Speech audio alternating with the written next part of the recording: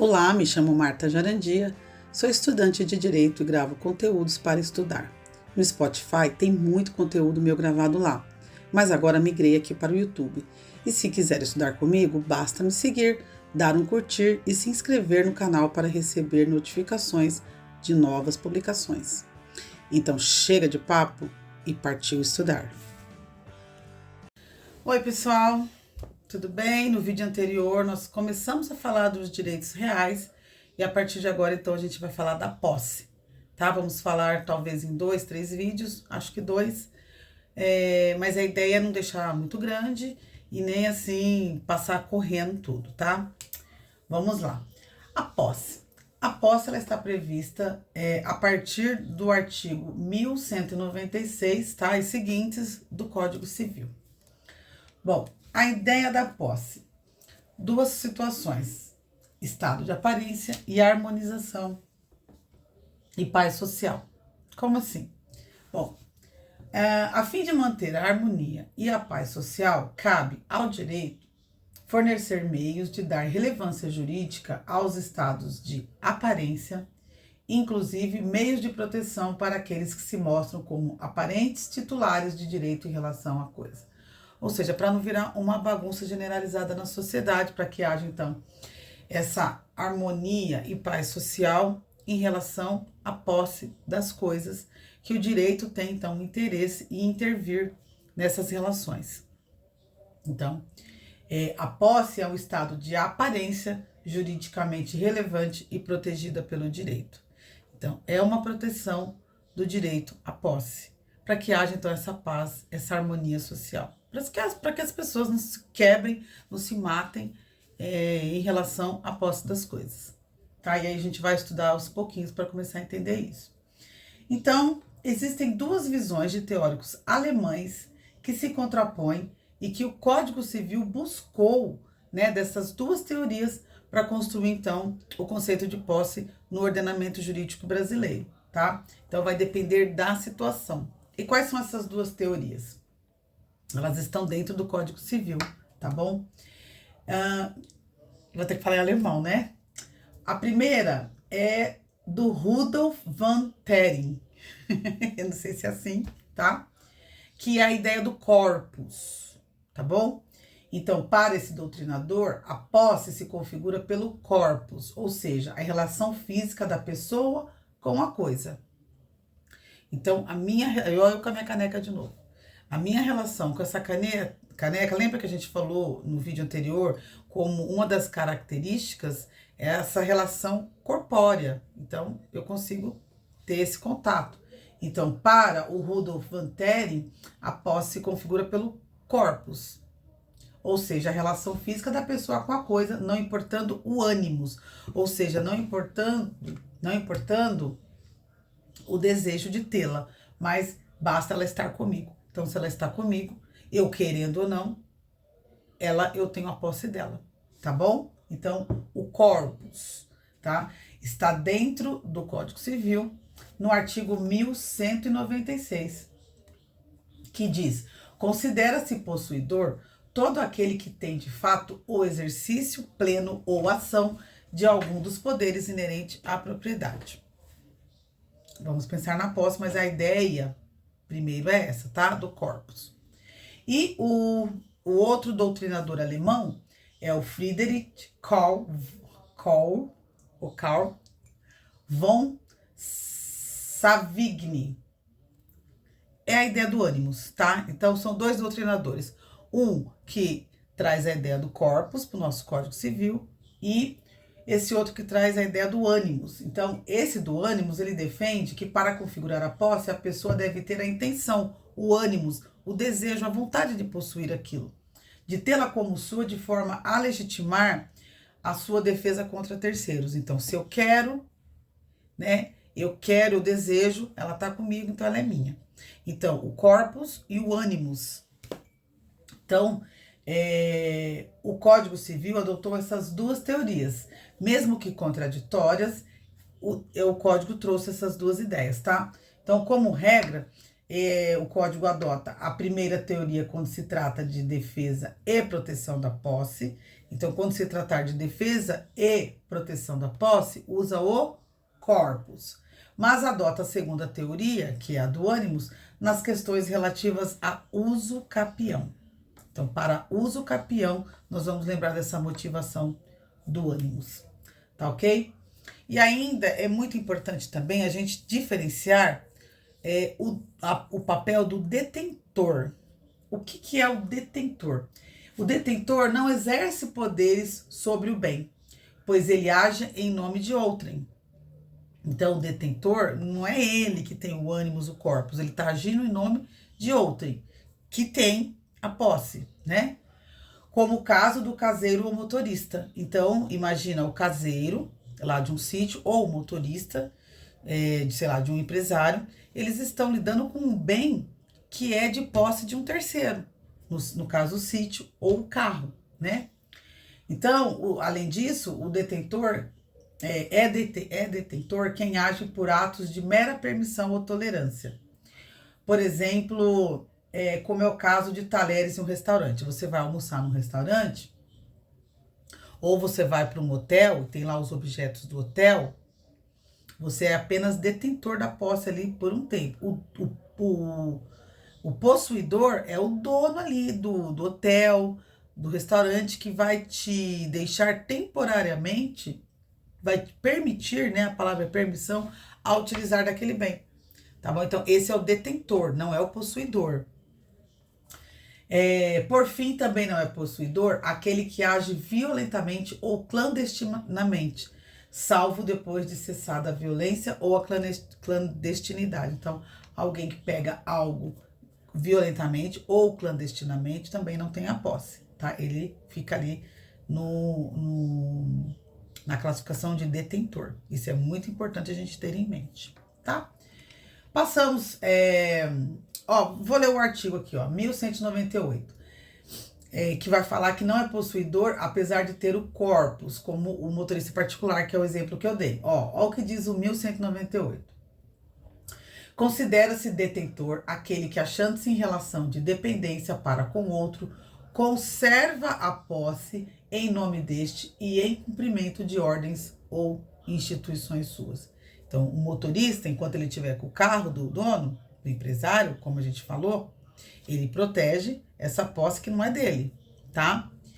Da mesma forma, a permissão que eu falei dos talheres no restaurante ou os objetos no hotel estão previstos aí no artigo 1208, que diz assim: não induzem posse os atos de mera permissão ou tolerância, assim como não autorizam a sua aquisição os atos violentos ou clandestinos, senão depois de cessar a violência ou a clandestinidade. Tá bom, senhores? Código Civil na mão, vamos falar das modalidades da posse. Então, segura aí, nós vamos falar das modalidades da posse, são várias as modalidades, tá? Então, primeira modalidade, quanto aos direitos. A primeira classificação possível da posse diz respeito, então, aos direitos na posse. A posse ela pode ser direta ou indireta. Ela vai ser direta quando houver uma ligação de fato entre o possuidor e a coisa, como é o caso do locatário. Existe uma relação, então ela é direta. Indireta, quando que se dá a posse indireta. O possuidor indireto não tem contato com a coisa, mas a sua posse decorre de um contrato ou da lei, como é o caso do locador, tá bom? Então, o locatário tem a posse direta. Por quê? Porque ele tá, vamos supor, dentro da casa, né? Então, a posse, naquele momento, é dele, é direta. Mas o locador, quem alugou, também tem a posse, mas indireta, tá? Pela força de um contrato, pela força da lei. Esta é a primeira modalidade, tá? Quanto aos direitos. Quanto à divisão. Bom, então vimos a primeira modalidade quanto aos direitos. A segunda modalidade é quanto à divisão dessa posse, tá? Então, a segunda forma de classificar a posse se refere à divisão, que pode ser de 3 maneiras. Essa posse em relação à divisão da coisa, né, do bem, ela pode ser exclusiva, paralela ou com posse. Vamos ver uma a uma. Exclusiva é mais fácil, né? O nome já diz. Quando a posse vai ser exclusiva quando tiver um único possuidor, tá? O bem só tem um possuidor, então a posse é exclusiva. Ela vai ser paralela quando a posse tiver dois possuidores. Como assim dois possuidores? Dois possuidores com direitos diferentes sobre a posse. Nós vimos há pouco em relação à divisão, a classificação, né, a modalidade da posse em relação aos direitos. Nós vimos que pode ser direta ou indireta. Nós pegamos o exemplo da locação, em que o locatário tem a posse direta, porque ele está com o corpus, né? Ele está dentro da casa, digamos assim, nós pensamos numa casa. Então, ele tem a posse direta. E o locador, por sua vez, a posse indireta no mesmo bem. Então, tá aí, dois possuidores. Só que dois possuidores com direitos diferentes sobre a posse, tá? Então, a relação do bem do locador é uma, é a relação do locatário, a relação é outra. Então, dois possuidores com direitos diferentes, tá bom? É a chamada posse paralela, tá?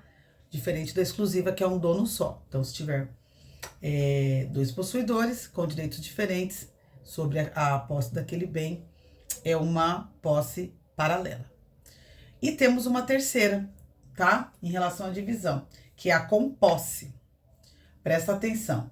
Haverá composse quando tivermos dois ou mais possuidores com o mesmo direito sobre a coisa. É diferente da paralela. Na paralela, os direitos são diferentes. Tinha um com a posse direta, um com a posse indireta. Na composse, são dois, né?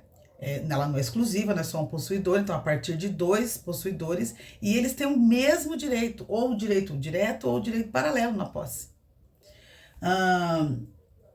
Então, essa composse, ela é dividida em duas formas, tá? Para ajudar a composse, ela não é simplesmente isso, ela tem mais uma divisão.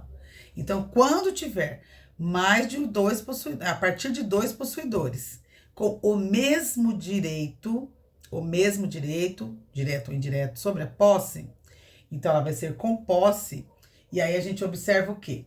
Pode ser uma composse pró-diviso ou uma composse pró-indiviso.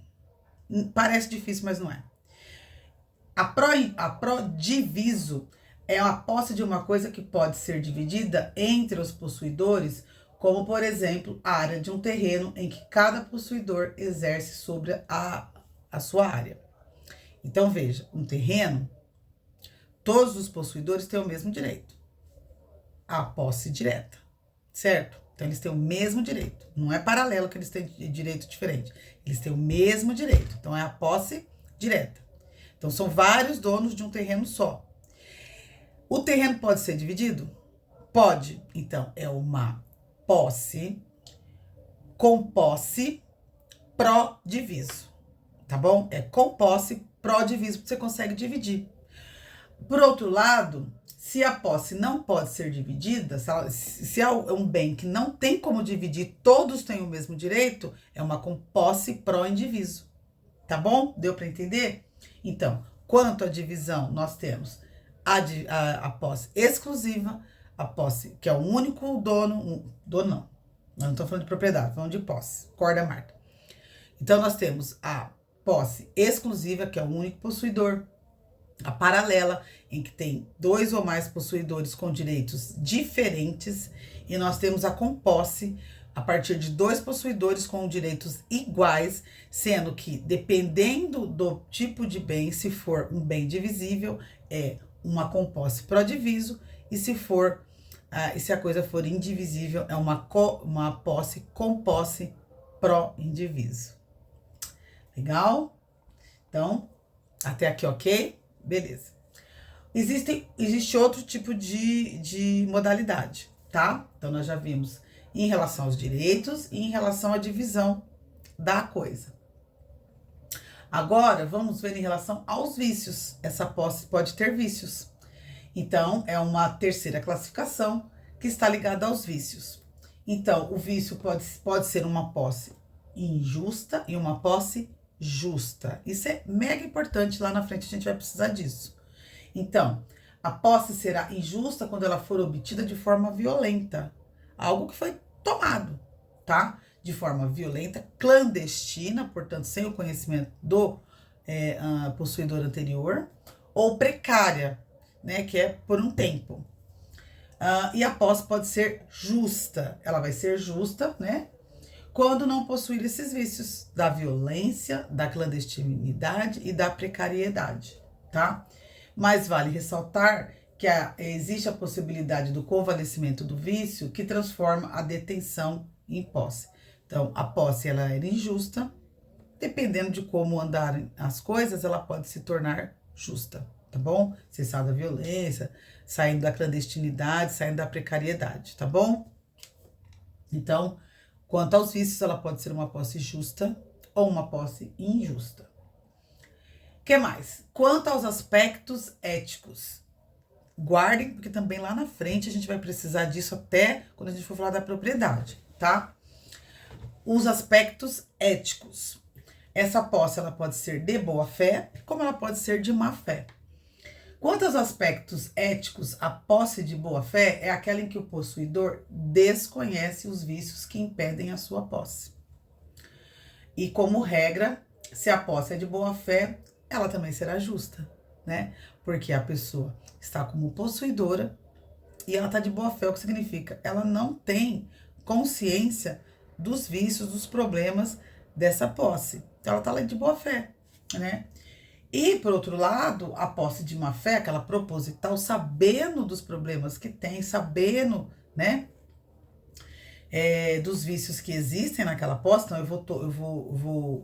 eu vou tomar posse de um terreno, sabendo que aquele terreno é de outra pessoa, sabendo que aquele terreno tá com problemas, sei lá, de impostos. Então, eu tô na má fé, tá? Eu tô sabendo dos problemas. Então, é aquela em que o possuidor sabe o vício da sua posse, sabe do erro, sabe do problema, e mesmo assim ele toma posse. Então, essa é a de má fé, tá bom?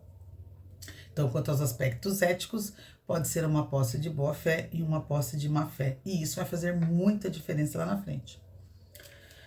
Que mais? Quanto aos efeitos, tá? Depois a gente vai estudar melhor isso, mas nós estamos falando das modalidades num primeiro momento. Os efeitos da posse pode ser ad interdicta, que é aquela posse que possibilita o ajuizamento de ações possessórias, e depois a gente vai ver quais são essas ações possessórias, tá bom? Então, a ação, você vai judicializar alguma ação em relação a essa posse, então é a ad interdicta, e a posse ad usucapionem, quando o possuidor tem o animus.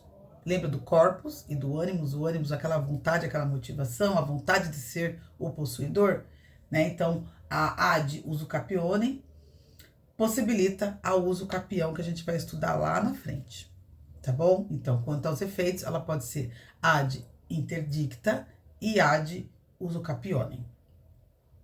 Quanto à idade, essa posse ela pode ser nova ou velha. E aí é bem tranquilo de entender. Ela vai ser nova, o código estabelece um prazo, tá? A regra é essa. Então, ela vai ser nova quando tem menos de 1 ano e 1 dia. E possibilita, então, a liminar. Então, se a posse tem até menos de 1 ano e 1 dia, o possuidor, aquele que se julga possuidor, ele pode, então, entrar com uma ação liminar e pedir a reintegração da posse daquele bem. Agora, se a posse for acima de 1 ano e 1 dia, a posse é considerada velha e aí não possibilita a liminar, vai ter que ser uma ação normal que pode levar muito mais tempo, diferente da liminar, tá bom? Então, a posse, quanto à idade, pode ser nova. Se for nova, permite ação de reintegração, e velha, acima de 1 ano e 1 dia, que já não permite mais a liminar, tá? E, por fim, quanto à sua constituição, né, como ela se dá. Ela pode ser natural, ou também chamada de fato, que é aquela quando se der pela tradição, ou seja, pela entrega, né, da coisa, ou pela tomada da coisa. Então, ou alguém entregou aquele bem, ou alguém tomou aquela coisa. Então, ela vai ser natural ou de fato. E ela pode ser civil ou jurídica, quando o contrato ou a lei assim definiu a posse, tá bom? Então, ali foi formalizado algum documento, então ela vai ser civil ou jurídica. Beleza, pessoal? Então, passamos por todas as modalidades da posse, tá bom? Quanto aos direitos, que pode ser direta ou indireta, quanto à divisão, que ela vai ser exclusiva, paralela ou com posse, e dentro de com posse ela pode ser pró-diviso ou pró-indiviso. Também a classificação quanto aos vícios, ou seja, pode ser uma posse justa ou injusta. Também temos quanto aos aspectos éticos, que pode ser uma posse de boa-fé ou de má-fé. Quanto aos seus efeitos, que ela pode ser ad interdicta e ad usucapione. Quanto à idade, vai ser uma posse nova ou velha. E quanto à sua constituição, vai ser natural ou de fato, ou civil ou jurídica.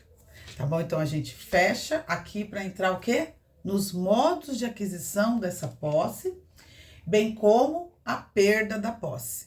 Como ter essa posse e como perder essa posse. Vai ser o tema do próximo vídeo. Até lá!